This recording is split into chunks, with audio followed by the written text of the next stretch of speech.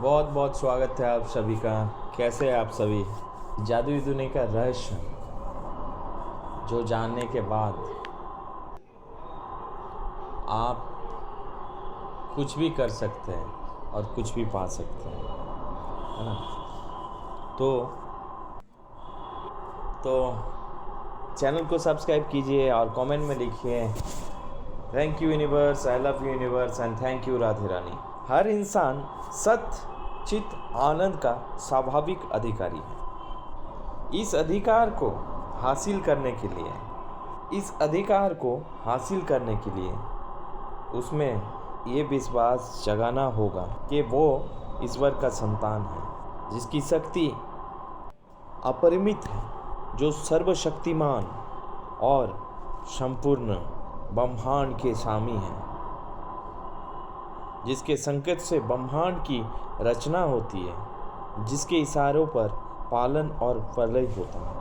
हमारा जन्म और जीवन उसी के अधीन है, उसी अस्तित्व का एक अंश मात्र है।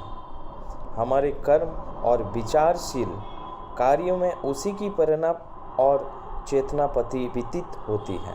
ये दिव्य विश्वास मन में स्थिर होने के साथ ही इंसान में आत्मगौरव का स्फुरण होगा और वह खुद को ईश्वर की उपयुक्त प्रतिनिधि के रूप में उद्भाषित करने की कोशिश करेगा। प्रतिनिधित्व का प्रकाश गुणों के विस्तार के अलावा और किसी तरीके से करना संभव नहीं है। गुणों का विकास होते ही इंसान का अस्तित्व विस्तृत होगा और गरीबी की कलिमा दूर होगी। हृदय में सुख, शांति और संतोष की समृद्धि का समावेश होना शुरू होगा। जीवन धन्य हो उठेगा। अगर आपके अंदर दीनता, दरिद्रता का कोई अंश है, आप सत्यचित आनंद के अधिकार से वंचित होते हैं, तो आप निश्चित ही अज्ञानता के कारण अपनी प्रतीक गरिमा को भूल गए हैं। खुद को एक सामान्य प्राणी समझकर ही जीवन व्यतीत कर रहे हैं। विश्वास करें, आप सामान्य प्राणी मात्र नहीं हैं, आप ईश्वर की संतान और पृथ्वी पर उसके प्रतिनिधि हैं। सोचें, समझने की कोशिश करें, विश्वास करें और बोले कि आप सर्वशक्तिमान ईश्वर की संतान हैं।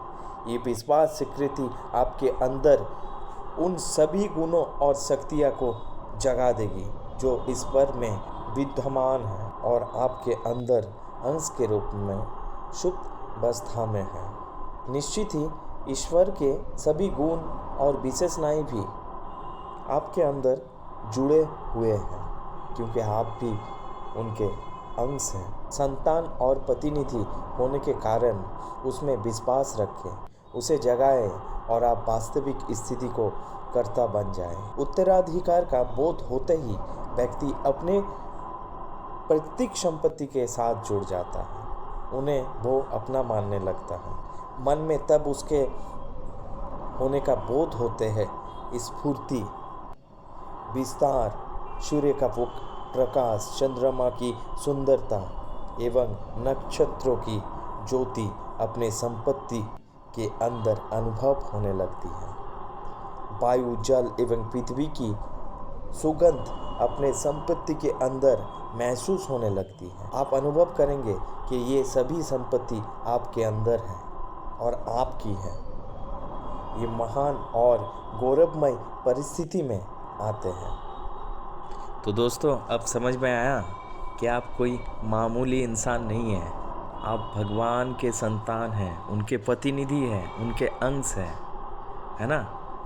तो चलिए फिर से भगवान को और एक बार बोल लेते हैं thank you universe, I love universe and thank you Radhe Rani.